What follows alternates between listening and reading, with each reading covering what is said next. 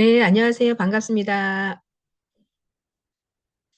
네, 여러분과 한 학기 동안 인간 행동과 사회 환경의 교과목을 담당하게 된 전유린 교수입니다. 만나서 반갑습니다. 우리 사회복지 관련해서 인간행동과 사회환경이라고 하는 교과목은 다른 타 과목보다도 재미있고 흥미롭고 예, 또 탐구적인 학문이라고 생각을 합니다. 그렇기 때문에 지루하지 않을 거라고 생각이 들고요. 우선은 제 소개 먼저 드리도록 하겠습니다. 담당은 전유림 교수라고 금방 설명을 해드렸고 저희 연락처는 이렇게 됩니다. 그래서 혹시라도 궁금하신 사항이나 학과에 관련된 이 과목에 대해서 궁금하신 내용은 언제든지 뭐 문자를 주시거나 전화 통화를 해서 여러분의 궁금증을 해결해 드리도록 하겠습니다. 요 메일 주소는 개인 메일 주소인데요. 혹시라도 메일이 어떤 이메일로 주고받는 게 있어야 된다라고 생각하시면 참고 삼아서 하시면 될 것 같고요. 한 학기 동안 우리가 교재를 사용할 건데요. 주 교재는 양성원 교재 2024년 이승현 저자가 쓴 인간행동과 사회환경에 대한 책입니다. 그리고 학지사에 있는 책으로서 최수정 저자가 쓴 책입니다.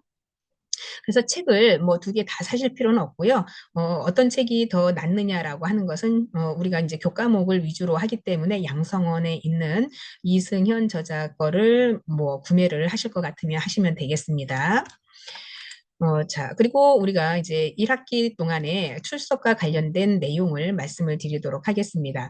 자, 우리 온라인으로 수업을 하시기 때문에 출석은 20% 만점에 이렇게 퍼센티지를 정했고요. 출석은 우리가 기간 안에 온라인 수업을 다 들어야 되겠죠. 그렇기 때문에 출석은 그냥 거저주는 점수예요. 그렇기 때문에 기간 안에만 들어오시면 누구나 20점 만점을 받으실 수 있고요. 그리고 강의 계획서를 참고하시게 되면 1장부터 우리가 쭉 15주짜까지의 강의 계획서를 제가 올려놓을 겁니다. 그래서 중간중간에 뭐 강의 계획서를 참고하셔도 되고요. 한 학기 동안에 배워야 되는 내용들이 어떤 내용인지 참고하시면 좋을 듯 합니다. 그리고 가장 우리가 심층적으로 여러분들이 가장 걱정하는 것이 중간고사, 기말고사일 텐데요. 배점은 30점, 30점, 그래서 토탈 60점의 배점을 우리가 책정을 했습니다. 그래서 중간고사는 4월 26일이고요. 기말고사는 6월 14일, 토요일이죠. 근데 여러분들이 생각했을 때 토요일도 나는 직장을 다니기 때문에 토요일 날 시간이 안 됩니다라고 하시는 분이 분명히 계실 거예요.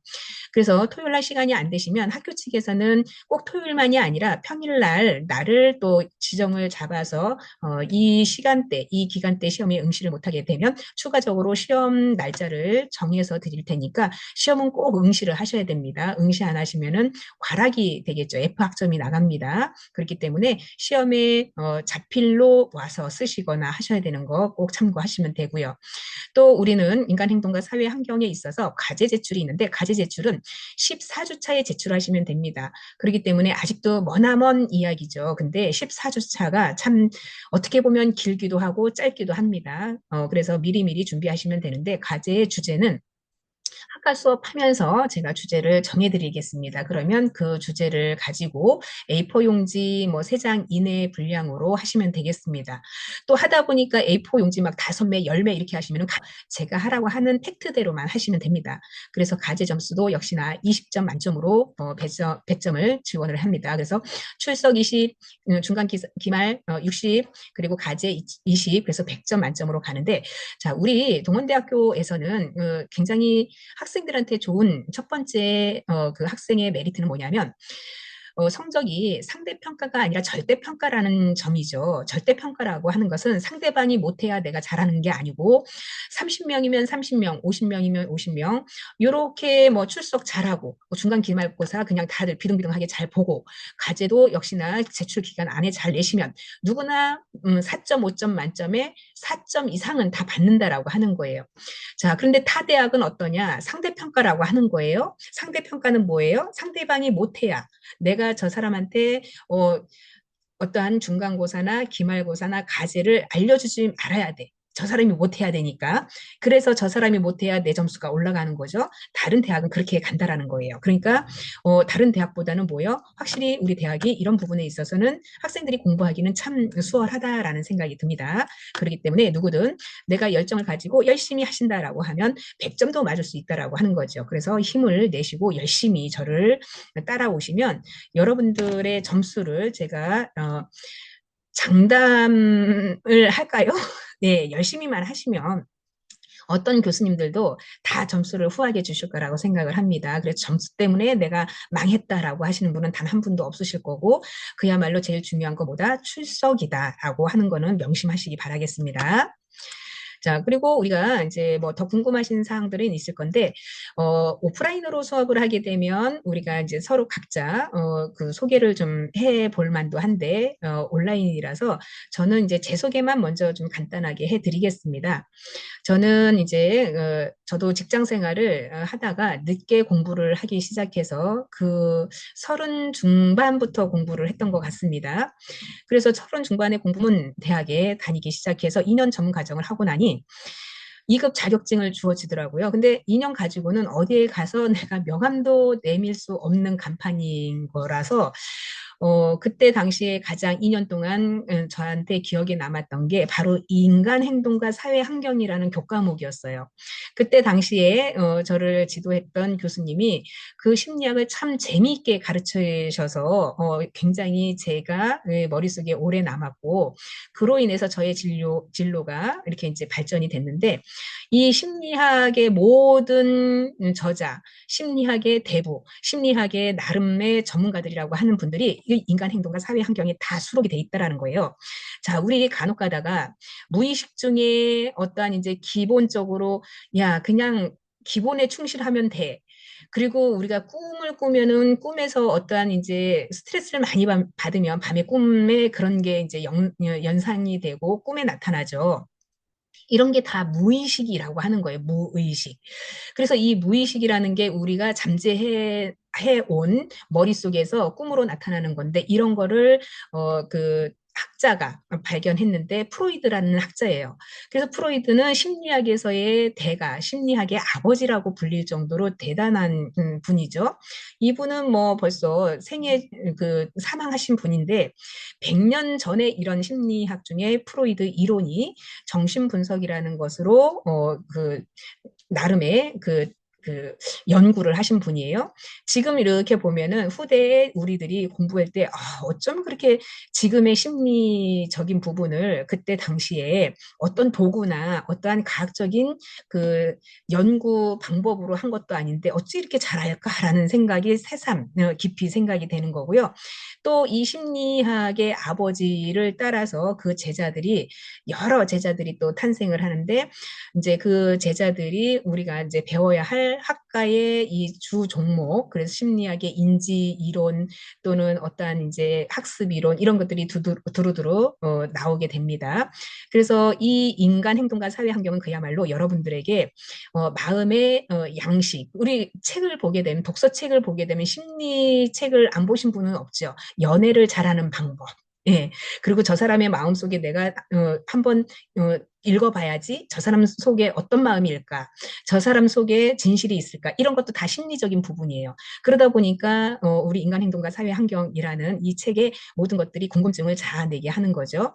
다양한 학자들이 나와 있기 때문에 여러분들이 그래서 이 과목을 재미있게 공부하실 수 있을 거라는 생각이 듭니다.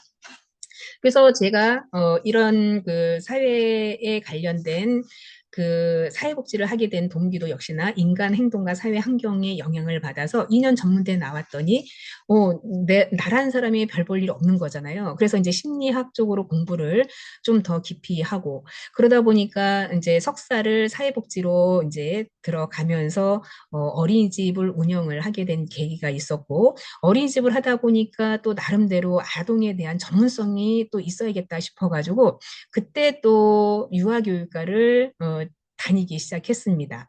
유아교육과를 다니다 보니까 이제 나름 철학이 생긴 거죠. 아동에 관련 철학. 그래서 우리가 흔히 유치원에 다니는 아이들 보면은 아이들 가배 교육이라던가 응물이라고 하는 거 많이 들어보셨을 겁니다. 그래서 기타 등등 그런 이제 책을 많이 접하고 나름대로의 전문성을 인정을 이제 차곡차곡 쌓아가는 도중에 어린이집을 하지 못하는 계기가 있었고, 그로 인해서 다시 전향한 게 사회복지 노인주간보호센터를 또 운영을 하게 됐습니다. 그러다 보니까 또 주변에 많은 어르신들이 삶에 있어서 고단함을 느끼고 점점 쇠약해가는 본인의 신체적인 부분, 그리고 마음의 병, 이런 것들이 고스란히 늙어서 외로움으로 다가온다라고 하는 거죠. 그러다 보니까 어때요? 어르신들의 마음의 위안이 좀 돼야 되겠다라는 생각에 박사로 가면서 박사에서 이제 제가 공부하고자 했던 그 노인복지, 그거를 좀 더 열심히 하게 됐던 계기가 된 것 같습니다. 그래서 주간보호센터 하면서 어르신들과 일상생활을 하루 일과를 같이 보내면서 아침에 어르신들이 눈 떠서 주간보호센터에 오고 집에 귀가하는 그 순간까지도 안전을 도모하면서 하는데, 보통 어르신들이 제일 가기가 싫은 데가 어디냐? 요양원이라고 하는 거죠. 그래서 요양원은 정말 어르신들이 100이면 100, 요양원은 다 들어가고 싶지 않다라고 얘기를 하는데, 과연 왜 그럴까? 지역사회에서 내 집을 떠나서 요양으로 간다는 것은 이제는 감옥살이를 한다라고 하는 느낌으로 생각을 하기 때문이다. 그렇기 때문에 노년의 어르신들한테 즐거움과 행복을 줄 수 있는 방법, 이런 것을 요양원에서 새롭게 한다라고 하면 과히 내 집을 떠나서 나를 보살펴 줄 수 있는 다정한 친구가 있고 전문가들이 있는 요양원이라고 하면 왜 그렇게 반대를 하고 굳고 안 간다라고 하진 않을 거 아닙니까? 그래서 어르신들에 대한 노인복지, 그리고 노인에 대한 어떠한 이제 아픔이라든가 고통이라든가 이런 거를 이제 여겨 보다 보니, 그래서 다시 공부를 박사까지는 나왔지만 전문적인 소양이 필요하다라고 생각이 들어서 저는 이제 간호학과를 진학을 하게 되었습니다. 그래서 간호학과를 다니다 보니까 정말 이제 내가 전문가로서 그리고 의료인으로서 한층 더 노인들의 그 어떠한 그 보살핌이 되어지는구나라는 생각이 들었습니다. 아마도 이 학과를 지망해서 오신 분들은 꿈이 다양하리라고 생각이 들어요. 그 꿈이 이제 뭐 사회복지 전문직을 가시던, 아니면 내가 정말 전유린 교수처럼 간호학과를 가기 위해서 이 대학에서 열심히 공부를 해서, 아까 제가 말씀드렸잖아요. 성적은 우리가 하는 만큼 받는다. 상대방이 못해야 받는 게 아니라 내가 하는 만큼 받는다고 했죠. 그러니까 지금은 그 대학 들어가는 전형들이 다양해졌습니다. 그 다양해졌다라고 하는 것은 이제는 내가 꿈꾸는 대학을 가고 싶으면 이 동원대를 이용을 해서 여기서 학점을 잘 관리를 해서 더 상위 그룹으로 갈 수 있다라고 한 거죠. 쉽게 얘기하면 신분 세탁하듯이 성적도 세탁하자라는 이야기입니다. 그 말즉슨 뭐냐면, 간호학과는 우리가 고등학교 내신 성적 그 1, 2등급이 돼야 간호학과를 지망을 해서 합격을 할 수 있는데, 우리는 지금 이 머리가 이제 희끗희끗 새기 시작하고 이제 공부라는 이 단어 암기가 안 되잖아요. 그러면 수능을 볼 수 있는 나이는 아니라고 보는 거죠. 그럼 다양한 전형들이 있는데, 우리 학과 공부를 진행하고자 하는, 간호학과에 진학하고자 하는 학생들은 우회 도로로 가는 거예요. 자, 우리가 서울에서 부산을 가는데 고속도로만 고속도로로 직지만 갈 수는 없잖아요. 중간에 교통사고가 크게 나서 고속도로가 막혀. 그러면은 외곽으로 빠져서 부산을 갈 수 있는 방향이 있죠. 자, 우리는 그런 식으로 대학의 간호학과를 간다라고 하는 거죠. 거기에 가장 그 접목 지점이 동원대가 저는 맞다라고 봅니다. 동원대는 다른 대학에 비해서 상대평가가 아니라 절대평가니까 학점은 뭐예요? 본인 하기 나름에 따라서 잘 받아가지고 내가 4년제 대학을 편입을 해서 가든 간호학과에 지원을 하는 서류를 내든, 그래서 이 우회 도로로 생각하는 동원대회가 되겠다라는 생각에 저는 우리 학생들한테 꿈과 희망을 주고 싶어서 제가 이렇게 열정을 다해서 여러분들을 리드하면서 가려고 합니다. 그래서 주변에 또는 나도 이 나이에 간호학과 갈 수 있나? 갈 수 있습니다. 왜? 제가 이제 올해 3학년 간호학과 학생이면서 이렇게 겸임 교수를 하고 있지만 올해 2월 달에 우리 학교 선배님이 졸업을 하셨는데 정말 뜻깊은 졸업이었습니다. 그 선배한테는 그 선배를 제가 이제 뭐 간단하게 소개를 시켜드리자면 62세 예, 62세의 여성분이신데 올해 졸업 2월 달에 하셨습니다. 그리고 국시에 당당하게 간호사 시험에 합격을 했습니다. 자, 이분도 우리가 젊은 사람들이 기억력이 좋아서 또는 나이가 먹어서 기억력이 없어서 공부를 못하는 건 아닙니다. 열정만 가지고 하고자 하는 의지만 가지면 누구든 가능하다라는 것을 몸소 실천한 분이시라고 생각을 합니다. 제가 다니는 대학에는요, 간호학과 학생이 1,600명입니다. 1학년 400명, 2학년 400명, 3학년 400명, 4학년 400명, 1,600명이 우리나라 아마 전국 어느 대학보다도 간호학과가 가장 많은 인구를 배출하는 학교라고 생각을 하는데 다양한 학우들이 오죠. 당연히 현역인 아이들도 오죠. 현역이라고 하면 고등학교 졸업하는 애들 바로 그래서 입시로 오는 애들이 현역이라고 우리는 이야기를 하는데 현역인 아이들이 굉장히 많이 오지만 또 우리가 전문대졸 이상 학점을 잘 받은 학생들의 특별 전형이라는 게 있어요. 그래서 400명 중에 90명 정도가 이렇게 특별 전형의 그 대졸자 반으로 또 따로 심사를 해서 뽑습니다. 그러면 우리가 대졸자라고 하면 성적이 우선순위로 좋아야 90명 안에 들어갈 거 아니에요?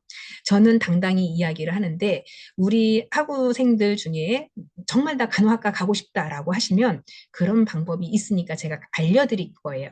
그래서 그분들이 있다라고 하면 그분들과 제가 2년 동안 함께 런닝메이트로 같이 보듬어 주면서 그분들과 나란히 고민거리를 들어가면서 그분들의 꿈과 희망을 가지고 그 꿈을 이루어 드리겠다라고 하는 거예요. 자, 우리 꿈 이루어진다. 예. 그 말 믿죠. 저도 실현 가능하다라고 봅니다. 그래서 누구를 만나느냐, 누구의 멘토가 되느냐에 따라서 본인들의 꿈이 정해져 있는 거에 한층 더 발전을 할 수 있다라고 하는 거죠. 그래서 제가 여러분들에게 꿈과 희망을 주기 위해서 예, 이렇게 저희의 소개를 장황하게 했는데요. 할 수 있습니다. 제 나이가 어떻게 보이세요? 제 나이 때. 네. 감사합니다. 30대로 본 것이죠? 예. 사실 이제 제 나이가 50 중반입니다. 그래서 50대 중반에도 이렇게 열심히 하니까 또 50 넘으면은 어떻습니까? 금방 제가 소개해드린 우리 학교 선배님 62세에 올해 졸업했다라고 했잖아요. 자, 그러다 보니까 주변에 사람들이 살아가는 이런 일상에 그런 이야기를 들으면 나도 힘이 나죠. 나도 할 수 있겠구나. 이런 희망을 가지고 2년 동안 열심히 하시고 2년 후에 대학에 진학을 하든 아니면 사회복지 현장에 내가 근무를 하던 그런 것들은 서로가 2년 후에 앞날을 위해서 열심히 현재를 달리다 보면 꼭 이루어진다라는 생각이 듭니다. 자, 그래서 저의 소개는 간단하게 여기서 이렇게 마무리를 하고요. 그렇다고 마무리하고 오리엔테이션은 끝나기는 사실상 우리가 수업 진도를 나가야 합니다. 그래서 사회복지 인행사, 우리 이제 인행사라고 하는데 인간행동과 사회환경을 인행사라고 준말로 씁니다. 그래서 인행사는 3학점짜리입니다. 3학점이면 3시간의 수업이 진행된다라는 소리예요. 그러다 보니까 3시간을 녹화를 해서 제가 항상 이제 업로드를 시키면 우리 학생들은 3시간에 대한 그 출석 수업을 해야지만 인정이 된 거죠. 자, 그러다 보니까 우리가 50분 수업이 정상인데 30분 수업하고 뭐 퀴즈를 푼다거나 레포트를 낸다거나 토론을 한다거나 이런 것도 이제 재량으로 합니다. 근데 저는 기본적으로 인간 행동과 사회 환경은 해야 될 분량도 많고 이론도 많기 때문에 보통 한 50분은 계속 넘을 것 같습니다. 그래서 흥미진진하게 교과목을 따라오시면 재미있을 거라고 생각이 들고요. 시간이 벌써 이렇게 됐나라는 생각이 들 수도 있겠는데 저만의 생각인지는 모르겠지만 하여튼 재미있다라는 거는 제가 보장을 합니다. 또 처음 접해보는 이런 심리학자들을 많이 이제 다루어질 건데 계속 반복적인 학습을 할 겁니다. 그래서 여러분들이 이해가 갈 때까지 그래서 반복하고 반복하면 나중에 맞아 나 프로이드 이론 배웠어. 그리고 매슬로우 욕구 이론도 알아. 이런 것들이 이제 순차적으로 뭐예요? 기억 속에 남게끔 할 겁니다. 진도를 빨리 나가서 좋은 건 아니고 어느 정도 내가 그걸 머릿속에 담아두고 그 이론을 끄집어내느냐가 중요한 거지 진도를 빨리 나간다는 건 별 의미가 없습니다. 그렇기 때문에 여러분의 패턴에 맞춰서 천천히 그리고 반복적으로 학습하도록 하겠습니다. 자, 우리가 제가 띄워놓은 걸 보면은 우리 학습 내용을 살펴보시게 되면 인간 행동과 사회 환경이라고 하는 부분에 있어서 프로이드라고 하는 거 아까 잠시 얘기했는데요. 인간 행동과 사회 환경에서는 정신 역동적인 부분의 이론을 발전시킨 사람이 프로이드라고 하는 사람입니다. 이 프로이드는 정신과 의사입니다. 그 의사가 상담을 이제 내담자 클라이언트 상담을 하다 보니까 상당 부분 심리적인 부분에 있어서 무의식이라는 것을 지배를 받아서 현재 그리고 미래에 본인의 어떠한 이제 그 앞날이 정해져 있다라고 하는 진단적인 부분으로 아이의 정신역동 이론을 만들었고 여기에 따라서 이 아들러라는 사람은 프로이드 제자인데 프로이드 이론을 가다 보니까 이게 상당 부분 영향을 많이 미쳤다. 근데 나중에 아들러는 프로이드 이론을 반박하기 시작을 했죠. 왜? 프로이드는 딱 어린 시절에 어떤 과거가 성인 될 때까지 다 지배를 한다라고 이론을 진단을 했다라고 하면 아들러 역시나 본인 아이들을 키우면서 아이들에 대한 진단을 내렸다라고 하면 프로이드는 더 이상 어린 시절에 뭐 학대가 평생 가고 평생 그거로 갔다가 갈 수밖에 없다라는 단정적인 부분을 제시를 했다면 아들러는 아니다. 어린 시절에 불우하고 또 학대를 당했다 하더라도 이거는 고쳐나갈 수가 있다. 그렇기 때문에 프로이드는 어린 시절에 그렇다 한들 스스로가 바꾸자고 하면 바뀌어진다라고 하면서 자기만의 길을 또 가게 된 거죠. 자, 행동주의 이론 파블로프나 스키너 역시나 행동주의 이론 우리 아마 한 번씩은 들어보셨을 건데요. 개 있잖아요. 멍멍이 개. 개를 먹이를 줄 때마다 종을 막 치는 거예요. 그럼 종을 치면은 자동적으로 먹을 거를 준다라고 하는 그런 학습을 시키는 거예요. 행동적으로. 그러다 보니까 종만 치면은 개가 뭐예요? 이제 그 음식이 나온다라는 거에 생각을 종만 치면은 침을 질질질질 흘리는 그거를 갖다가 행동주의 이론으로 접목을 시킨 거죠. 자, 이런 것들이 바로 우리가 이제 이렇게 개 실험을 한다거나 비둘기 실험을 해서 비둘기 같은 경우에도 네모난 상자 안에 비둘기를 거기에다 가둬놓고 비둘기가 어떤 레바를 콕 찍으면 거기서 먹이가 나오는 거죠. 우연찮게. 그 콕 찍었더니 먹이가 나왔어. 그러다 보니까 이거를 내가 몰랐던 그 상황을 또 콕 찍으니까 나오네.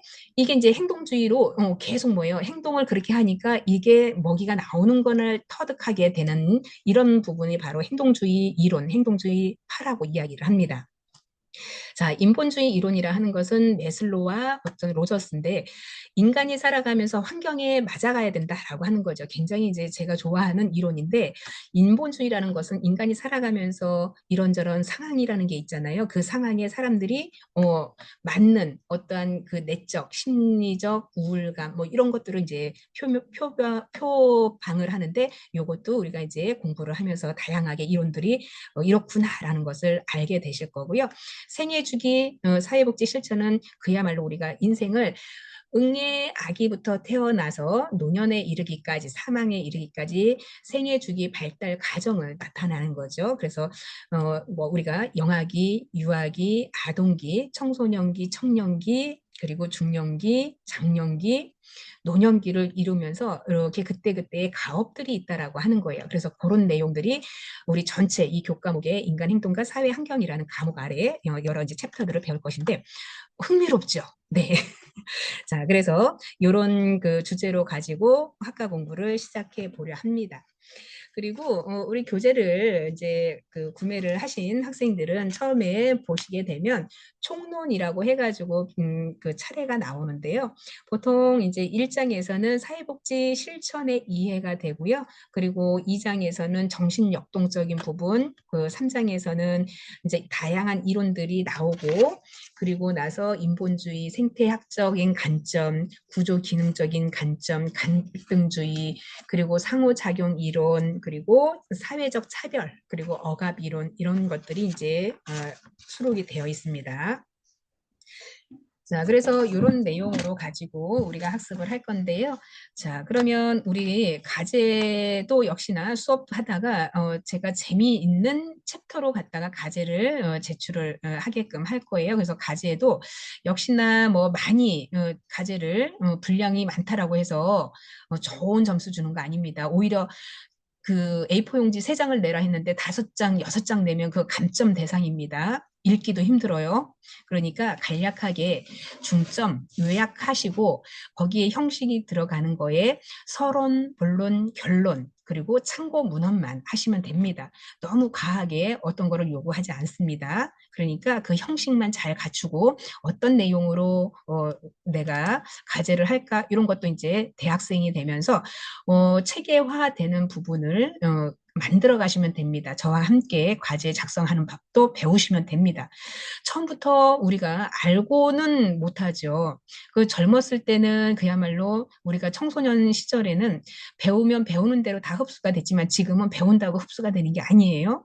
자꾸 가르쳐 드리고 모르면은 배우려고 하는 자세 이런 것이 좋습니다. 그렇기 때문에 과제도 어렵게 생각하지 마시고 제가 일러드리는 대로 하라는 대로만 하시면 충분히 따라오실 수 있다라고 봅니다. 자, 챕터 1 보면은 인간 행동과 사회 환경 그리고 사회복지 실천이라고 되어 있죠. 그래서 사회복지 실천이 도대체 뭐냐라고 하는 것인데 우리 사회복지 공부하는 교과목은요. 사회복지 실천의 이해가 기본입니다. 그래서 기본이라고 하는 것은 왜 사회복지 실천을 왜 하는 거야? 라고 하는 거죠. 그러면 우리가 사회복지라고 하는 측면은 어떤 학문이에요? 사회복지라는 것은 인간의 복지, 인간의 삶을 더 좋게, 더 업그레이드하기 위해서 사회복지를 하는 거잖아요. 그런 차원으로 이해를 하시면 됩니다. 자, 그러면은 간단하게 이렇게 자, 요거를 제가 이제 녹화를 하지만 그리고 또 PDF 파일을 올려드릴 거예요. 그래서 참고 삼아 시간이 남으시면 한 번씩 더 보시고요. 시간이 더 남는다. 그럼 또 한 번 더 보세요. 그러면 이게 마음의 양식이 되겠죠. 자, 사회복지 실천의 이해의 첫 번째 장을 보게 되면 초기에는 자선사업 활동으로 시작이 됐고 구빈제도, 구빈은 뭐예요? 못 사는 사람을 구빈한다라고 하는 거예요. 빈곤한 사람을 우린 빈민이라고 하는 것처럼 구빈 구제에 대해서는 못 사는 거지 같은 사람들을 구제하기 위해서 시작했다라고 하는 건데 자선활동이라고 하는 최초의 시작은 영국이에요. 영국의 엘리자베스 여왕이 자선활동 이 시기에 빈민구제를 했다라고 하는 건데 이때는 빈민구제를 국가 차원에서 빈곤한 사람들을 이 사람들 굶어 죽으니까 나라에서 도와줘야지라고 시작한 게 아니고 뭐 처음에 우리 사회복지 처음 공부할 때는 많은 사람들이 그렇게 이해를 했어요. 근데 사회복지의 역사가 흐르다 보니 알고 보니 내면을 살펴보고 뚫어지라고 쳐다보니까 이 빈민구제를 하기 시작했던 거는 자, 예를 들어서 우리나라에 거지들이 너무 많아. 근데 여왕이나 어떤 이제 왕족들이 시내를 가거나 어디를 가더라도 빈곤, 거지들이 발에 막 널렸어. 그러면 눈살을 찌푸리게 되잖아요. 하다못해 외국에서 우리나라에 사신이 온다거나 우리나라에 외국 관광객들이 오는데 서울역에 너무나도 거지가 많아. 그럼 국가 차원에서 어떻게 해야 돼요? 이 사람들 다 한 통에 다 몰아서 어떻게 감금을 해야 우리나라 이미지가 좋아 보일 거 아니에요. 외국 관광객들이 많이 오는데.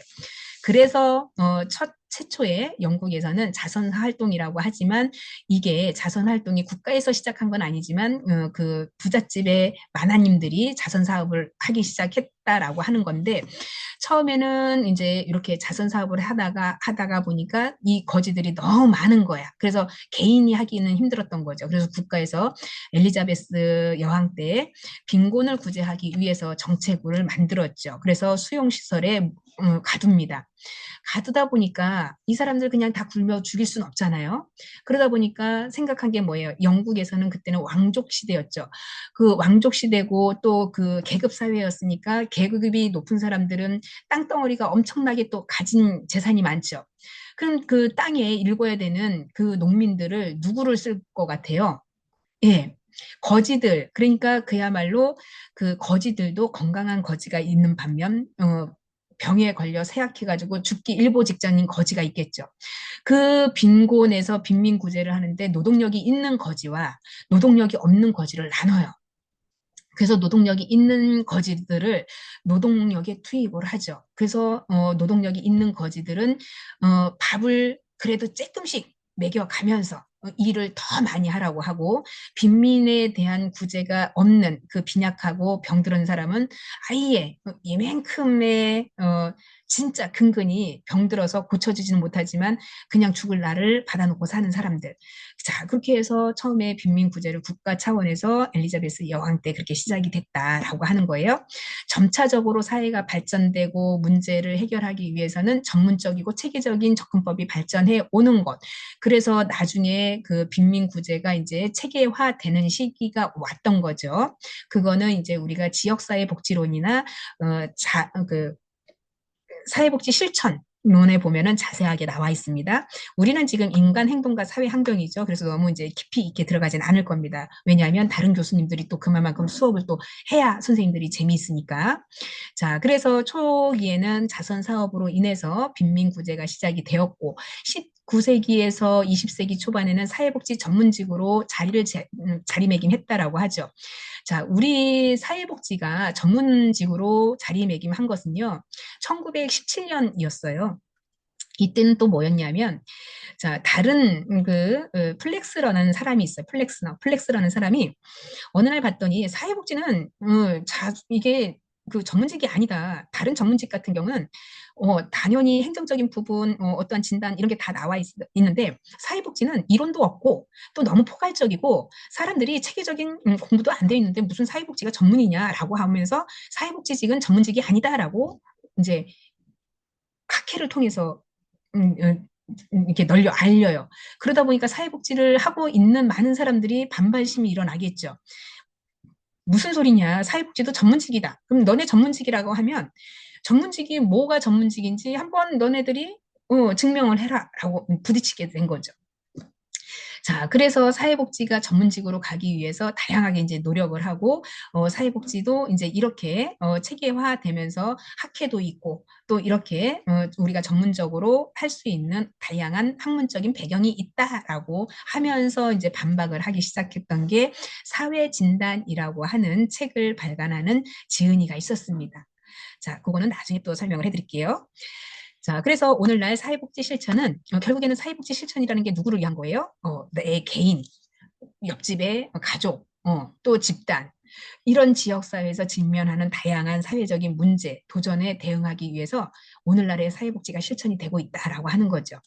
자, 인간의 존엄성을 유지하고 삶의 질을 향상시키고 사회적 정의를 구현하기 위해서 실천적인 활동을 포함하는 것이 바로 사회복지다라고 하는 거죠. 자, 지금의 사회복지는 빈곤, 자, 여기에서 빈곤이라고 얘기했잖아요. 이때 빈곤은, 자, 가족들이 해결하면은 그나마 살 수 있겠지만, 가족이 빈곤에 놓여 있는데, 누가 그 집의 빈곤을 해결해 주지 않았어요. 이때는, 초기에는. 그런데, 자, 지금은 이 빈곤이라고 하면 그 개인의 당사자의 문제에 극한된 게 아니다. 왜? 사회적인 구조가 문제 있기 때문에 개인에게 이런 빈곤이 발생이 된다라고 하는 거죠. 자, 예로 살펴보게 되면 지금 우리 사회에서도 경제 흐름이 굉장히 안 좋죠. 경제가 안 좋다 보니까 대기업에서 젊은이들이 졸업해서 취업을 해야 되는데 취업 문이 좁고 그리고 새로운 신규 인력을 뽑지를 않아요. 그럼 해년마다 대학생들이 배출되는 숫자가 어마어마한데 이 학생들이 정규 교과목에서 인류 대학을 나오고 아주 상위 그룹에 있는 아이들이 어, 취업을 해야 되는데 취업을 못 해요. 기업에서 뽑아주지 않아서. 그러니까 졸업은 했는데 취업 자리는 없어서 실업자로 그냥 시간이 지나가는 거죠. 그러다 보면은 이 실업자인 이 청년들이 결국에는 빚에 올라가기 시작하죠. 대출 받아서 공부했고 대출 내서 일상에 내가 먹고 자고 하는 것을 우선은 그 당시에 할 수 없어서 했는데 결국에는 취업을 함으로써 이게 서로가 이제 바퀴처럼 굴러가야 되는데 취업이 안 되다 보니까 빚에 빚을 더하게 되는 거죠. 그러다 보니까 청년들이 자살을 하고 그 집에 빈곤이 시작이 되면서 여러 가지 문제가 양상이 됩니다. 그러다 보니까 사회적으로 이게 정책도 문제지만 사회 구조적인 문제이기 때문에 사회가 국가에서 정부가 나와서 이거를 해결해 줘야 된다라고 하는 거예요. 지금은 빈곤을 혼자 스스로가 해결할 수 있는 실정이 아니다라고 보는 거죠. 그래서 사회에서 같이 이거를 도모하면서 이런 문제를 해결해야 된다라고 하는 게 지금의 사회복지 이야기입니다. 자, 이렇게 다양한 문제들의 도전을 같이 겪으면서 또 인간이라고 하는 것은 존엄성을 유지하면서 삶의 질을 향상시키기 위함이죠. 우리의 삶이 어제보다는 오늘이 낫고 오늘보다는 내일이 낫는 거를 사람들은 희망하면서 꿈을 꾸고 있습니다. 따라서 우리의 삶이 좋아질 거야 막연히 생각을 하고 있죠. 근데 현실은 그렇지 않습니다. 그렇기 때문에 사회 정의 구현을 하기 위해서 실천적인 활동도 여기에 포함되어 있다라고 보는 거고요. 사회복지 주요 목적은 우리 개개인들이 잘 먹고 잘 살아야 되겠죠. 그래야 가족도 행복하고 지역사회 삶의 질이 향상이 되는 거죠. 자, 이런 모든 것들이 사회복지 실천에 여러 가지 포괄적으로 들어가 있다라고 하는 거예요. 그러다 보니까 다양한 문제를 해결하고 예방하고 자립해서 돕는 것이 사회복지 실천이다라고 할 수 있겠습니다. 자, 그리고 우리가 사회복지 실천을 하기 위해서는 문제 해결이 어떤 것에서 시작이 됐는지 이거를 먼저 포인트를 잡아야 되겠죠. 자, 그래서 우리가 사회복지 실천에 있어서 개인이나 가족이 겪는 다양한 어떠한 문제, 예를 들면 어떤 가정은 경제적인 어려움일 것이고 어떤 가정은 경제적인 거는 괜찮지만 정신적인 문제, 건강 문제가 해결이 안 돼서 전체 가족들이 고통을 다 겪는 경우도 있고 가족 간의 갈등이 있는데 그 해결되는 부분이 전체적인 맥락에서 다양성이 있다라고 보면 그것도 문제 해결의 한 원이 되는 거죠. 자, 그래서 문제 해결에 어떤 해결을 중점을 두고 있는 건지를 파악을 해야 되겠죠. 그래서 우리가 쉽게 얘기하면 청년들이 취업을 하는 데 있어서 어려움이 있고 또 정신건강, 지금처럼 피폐해진 우리가 내가 살고 내가 먹고 살기 바쁜데 주변에 신경을 못 써서 병 들어가는 경우도 있죠. 그래서 요즘에는 정신과에 많이 상담 오시는 분들도 계세요. 외로움 또는 어떠한 정신적인 우울증, 강박, 다양하게 많습니다. 그래서 우리 사회면에 보면 연예인들 자살하고 뭐 댓글에 있어서 뭐 댓글 뭐 어떠한 폭력보다도 더한 게 댓글로 인해서 사망 사고가 많이 일어나는 경우도 있죠. 자, 이런 것들이 이런 문제 해결에 스스로가 해결이 안 되다 보니까 헬프를 요청을 해야 된다라고 하는 거죠. 그래서 개인이나 가족이 다양한 문제를 겪는 거에 있어서 사회복지 실천이 이런 데 개입을 해야 되는 것이고 예방이나 조기 개입을 통해서 미연에 방지를 할 수 있는 부분을 만들어줘야 된다라고 하는 거죠. 그래서 사회 안정책을 만들어야 되는데 우리 이런 것들도 사회에서 우리가 미리 예견하고 예방할 수 있습니다. 심지어는 우리 과거 2020년에 코로나로 인해서 전 세계가 문제가 굉장히 컸죠. 이거는 우리가 살아오면서 지금까지 전 세계적으로 이런 바이러스로 인해서 자국민들이 사망 사건이 굉장히 많았던 거예요. 근데 우리 대한민국이 굉장히 발빠르게 움직였고 대한민국은 지금도 평가하기를 엄청난 재난에 있어서 예방 차원에서 했다라고 하는 것인데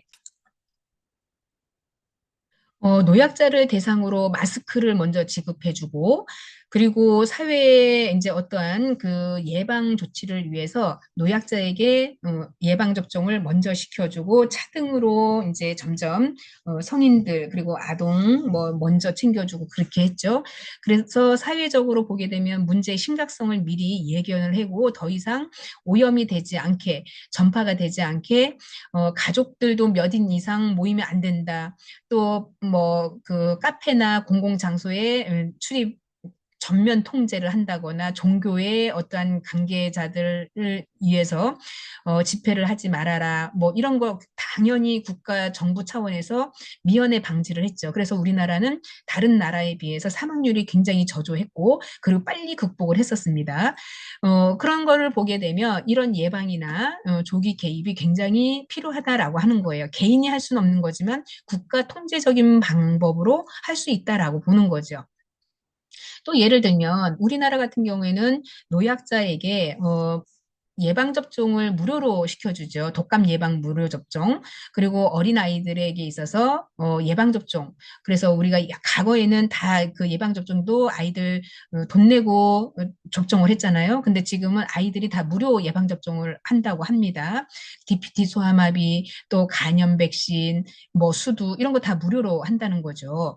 그만큼 미연에 발생할 수 있는 것을 조기에 국가에서 차단을 시켜주면 이 차단을 한 상태에서의 비용과 이후에 발생된 문제를 해결하기 위해서는 그만큼 비용 지불을 더 많이 해야 되기 때문에 미리 예방적인 선제 차원에서 하는 것이 가장 급선무다라는 것은 이제 누구나 다 이렇게 우리가 실행을 하면서 느끼게 된 거죠.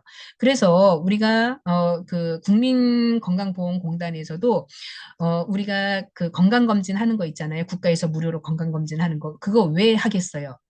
미연에. 예. 아프고 나서 우리가 건강검진을 했을 때는 그만큼 뭐예요? 암이라고 발생을 했다라고 치면 암도 우리가 건강검진을 해가지고 초기에 발견을 하게 되면 그것만 그냥 딱 수술만 하면 되고 그것만 딱 도려내면은 되는데 이거를 몰라서 지나갔다가 암 말기로 하게 되면 뭐예요? 각종 의료 서비스가 들어가야 되죠. 비용 들어가야 되죠. 다양한 예산이 엄청나게 들어가기 때문에 국가 차원에서는 예방 검진, 그러니까 국가 검진, 또 예방 차원에서 어떤 예방 접종 이런 것들이 선제적으로 하는 거죠. 그래서 사회가 좀 더 안정되고 어떤 문제 발생에 있어서 더 심각하지 않으라고 하는 것이 우리가 보편적으로 지금 우리나라에서 하고 있는 사회복지라는 실천의 큰 테마라고 볼 수 있겠습니다. 자, 그리고 우리가 자원에 대해서 자립을 해야 된다라고 하는 건데 개인이 자립해서 스스로 문제를 해결하는 것이 좋지만 그게 안 됐을 때는 최소한의 개입도 필요하다라고 하는 거죠. 그래서 우리나라에 잘 돼 있는 제도가 뭐예요? 차상위 계층이나 기초생활의 그 바운드리 안에 들어오신 분들은 안전망으로 뭐예요? 그 국가에서 안정된 삶을 유지할 수 있도록 최소한의 뭐예요? 생계를 유지할 수 있게끔 도와준다는 측면이죠. 그래야 이 가족들이 또 이 단체들이 자립할 수 있는 그런 그 의지가 있다라고 하는 거죠.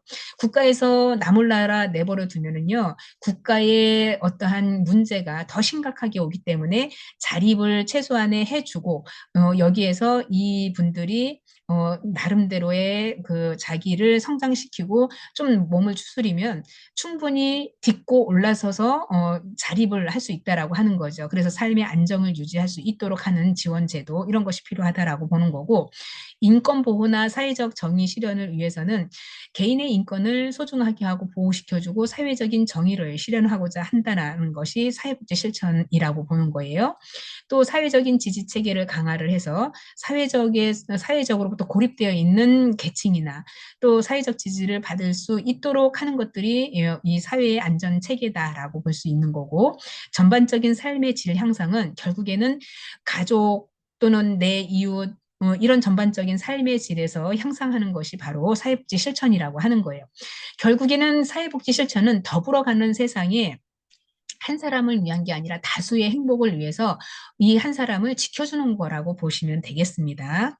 자, 어때요? 좀 이해가 되시는 거예요? 아니면 아주 생뚱맞게, 아유, 지금 무슨 말인지 못 알아듣겠어라고 하시는 거예요? 예, 한국말이가 다 알아들으실 거라고 생각이 듭니다.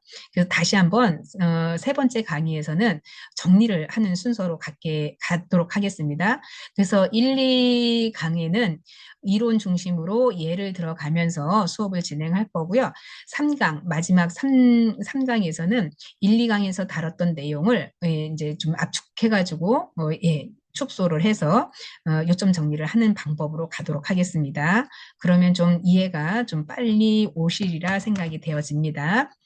자, 사회복지 실천에서는 이렇게 우리가 사회 전체의 복지를 증진시키는데 어떠한 그 의미가 있고요. 이런 목적을 달성하기 위해서는 사회복지사가 다양한 역할을 수행해야 된다라고 하는 거예요.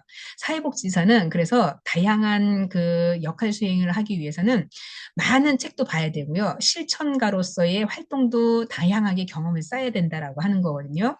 근데 사회복지사의 해야 되는 일은 많은데 그러면 사회복지사도 전문직이기 때문에 전문직에 대한 그런 배려 차원에서 급여도 좀 높아야 되잖아요. 근데 저는 항상 불만인 것이 뭐냐면 사회복지사는 정말 현장에서 열악한 환경에서도 열심히 일을 하고 누구보다도 꽤 본인 직업에 자부심을 갖는데 왜 다른 직종보다 급여가 올라가는 그 수준이 미미할까라는 생각이 듭니다.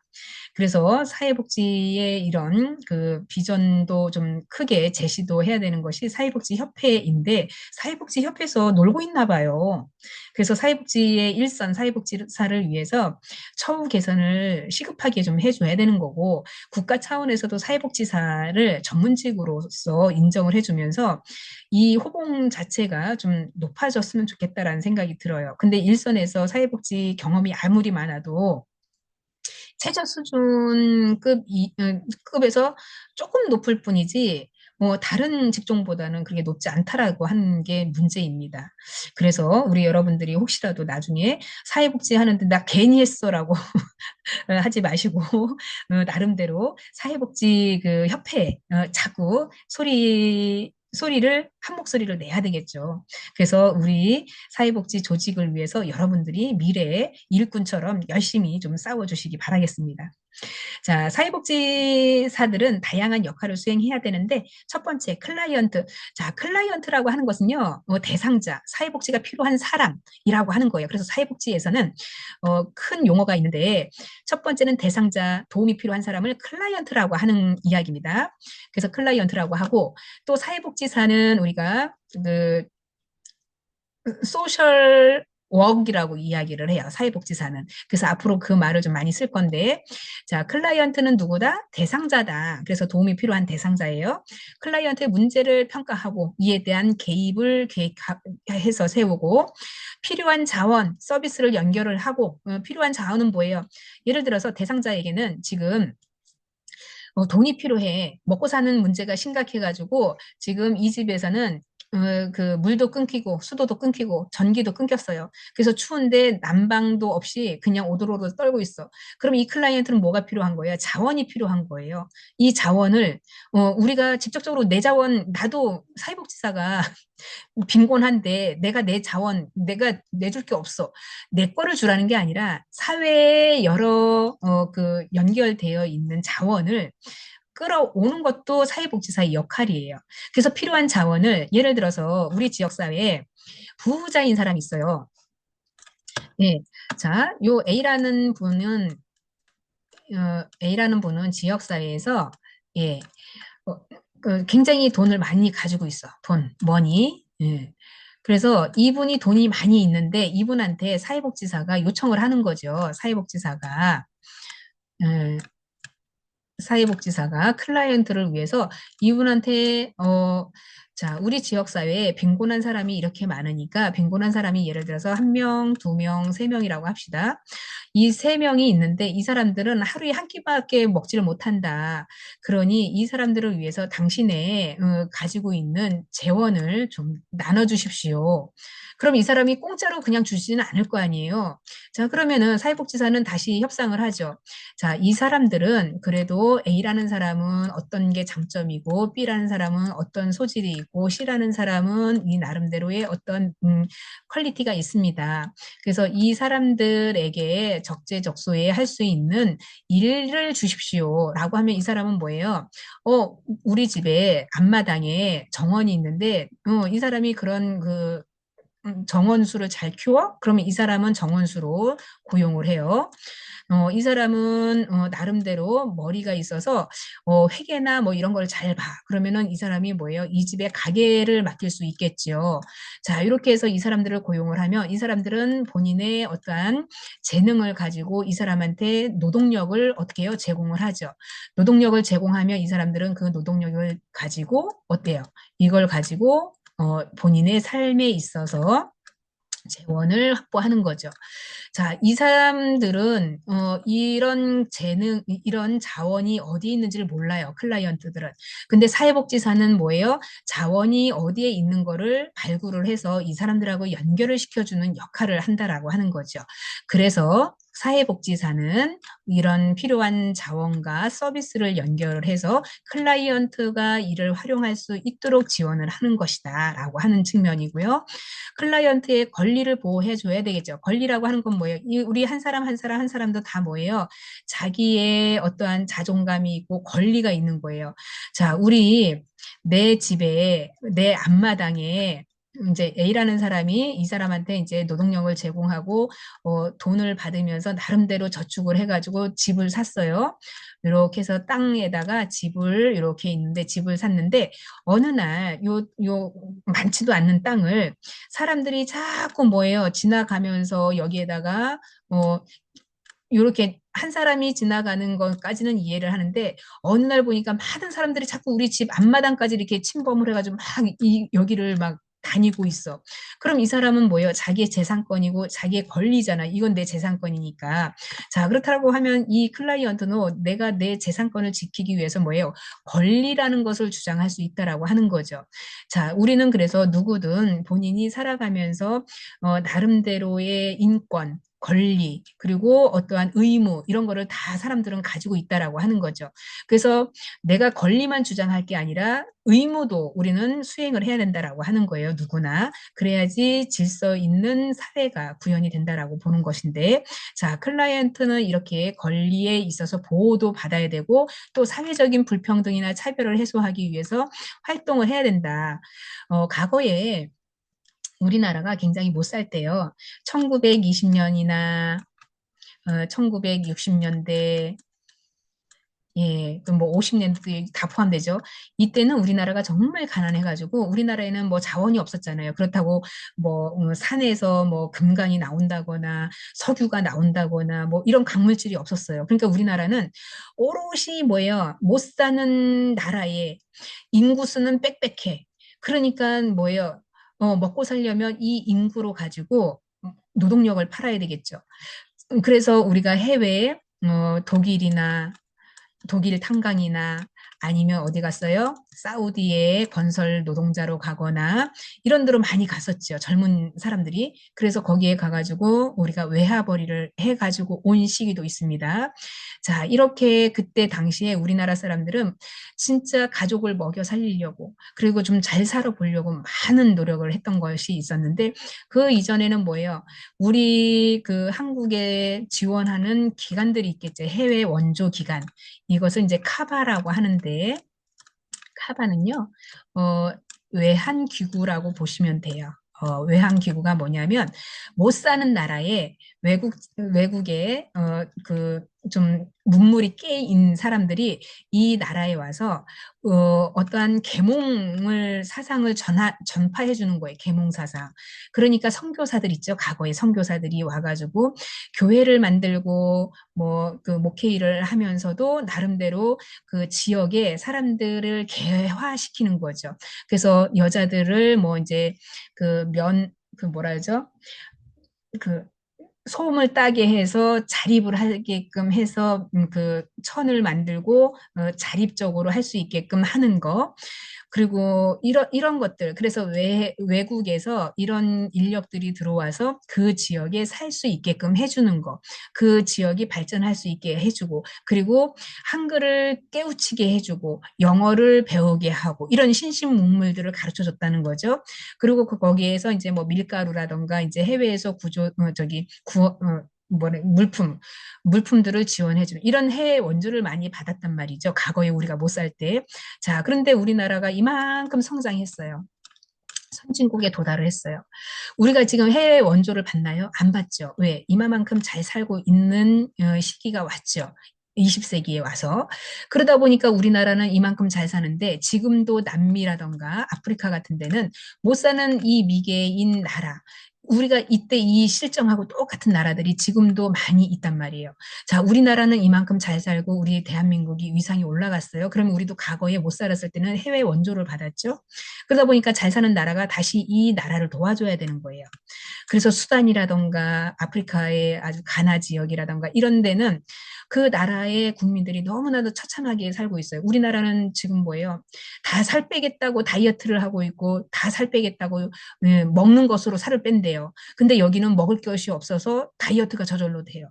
자, 그러다 보니까는 선진국 병이 생긴 거죠. 그러다 보니까 우리 선진국에서는 이만큼 잘 살게 된 것은 과거를 회상해 보면 우리도 이런 일이 있었었는데 라고 하면서 도와줘야 된다라고 하는 거죠.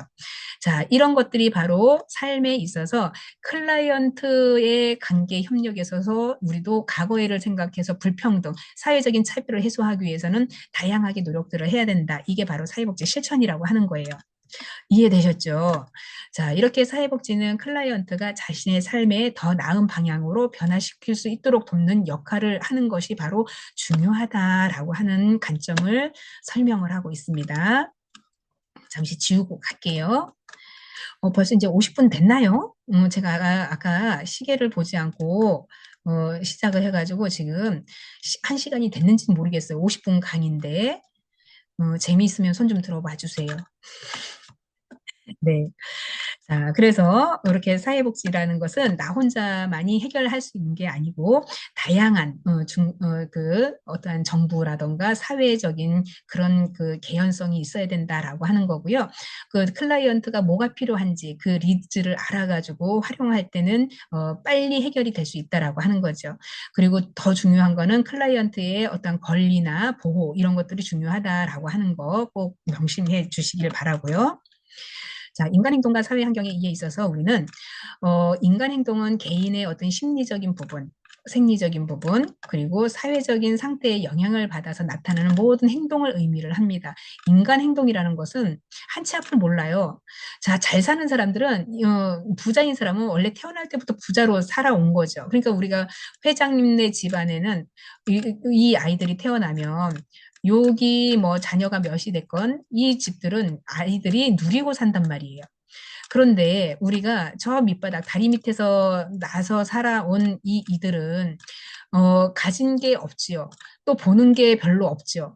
뭐 누려본 게 없어. 그러다 보니까 이게 내 삶이다라고 생각하고 이 사람들은 이게 내 삶이라고 생각하는 거죠. 이웃의 어떠한 교류를 서로 하지 않았기 때문에 잘 몰랐단 말이에요. 자, 그러다 보니까 인간 행동이라는 것은 우리 개인적인 심리, 생리적인 부분, 사회적인 영향을 나타나는데 모든 행동이 인간 행동에서 나온다라고 하는 거예요.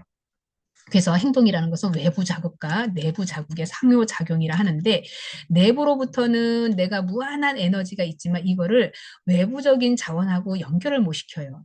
자, 그러다 보니까 충돌이 생길 수도 있죠. 그래서 우리가 쉽게 얘기하면 우울증이라고 하는 지금 이제 많은 사람들이 우울증을 또 앓고 계세요. 왜냐하면 마음의 병이라고 하는 거죠. 마음의 병은 뭐예요? 내가 너무 고단하거나 너무 힘들거나 나한테 닥친 일이 해결이 안 되는 거거나 그러면 우울증이 생기기 마련이에요.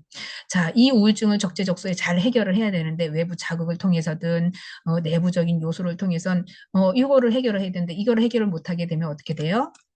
예, 아주 나를 파괴하는 안 좋은 극단적인 상황으로 간다는 거죠.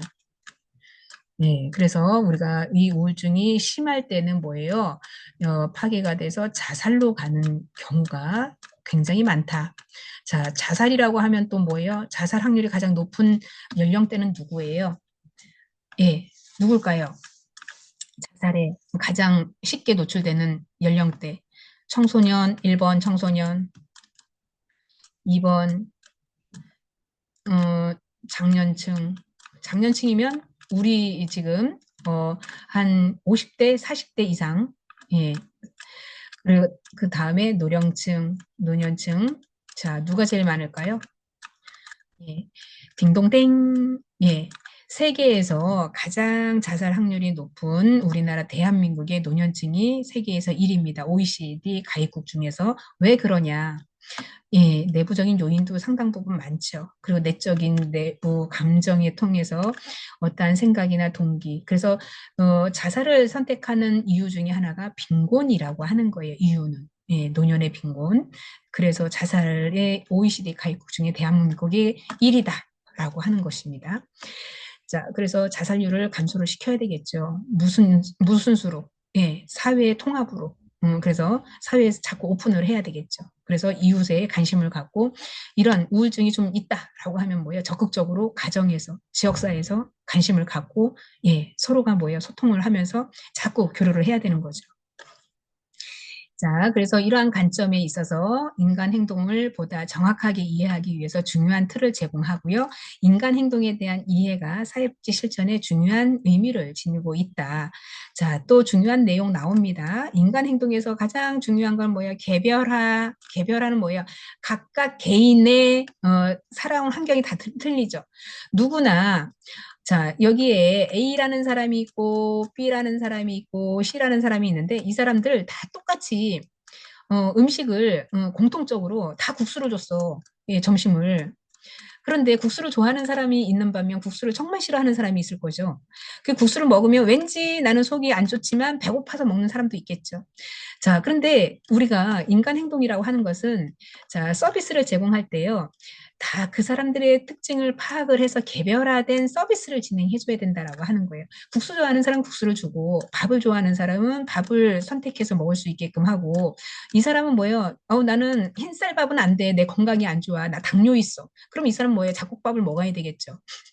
자, 이런 식으로 우리가 개별화된 서비스를 하듯이 클라이언트마다 각각 다른 배경을 가지고 경험하고 있기 때문에 인간 행동에 있어서 이해를 하게 되면 이런 개별화에 대한 접근이 가능해진다라고 하는 거죠.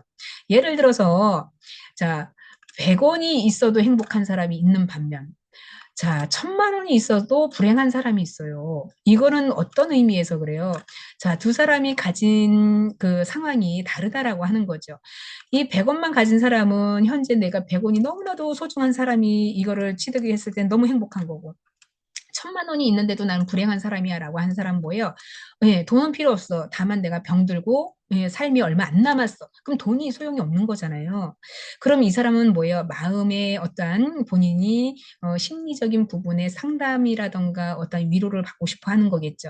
자, 이런 것이 개별화된 접근이라고 하는 것입니다. 이해되셨나요? 네, 됐으리라고 생각이 듭니다. 자, 다시 지울게요. 자, 줌에서는요, 이거를 제가 판서를 하게 되면 하나씩 또 삭제를 해야 되는 번거로움이 있어요. 그래서, 다른 시스템을 좀 이용해 보려고 했더니, 이게 가장 저한테는 좀 잘 맞는 것 같아서 저는 이거를 고수하는데, 뭐, 진도 빨리 나가지 않는다고 했잖아요. 천천히 쓰면서, 지우면서, 그렇게 갈게요. 네, 이해해 주세요. 자, 어느덧 제가 어렴풋이 보니까 50분은 지난 것 같아요. 여기서 잠깐 멈추고 이 강에서 바로 연결해서 시작하도록 하겠습니다. 잠깐만 기다려 주세요.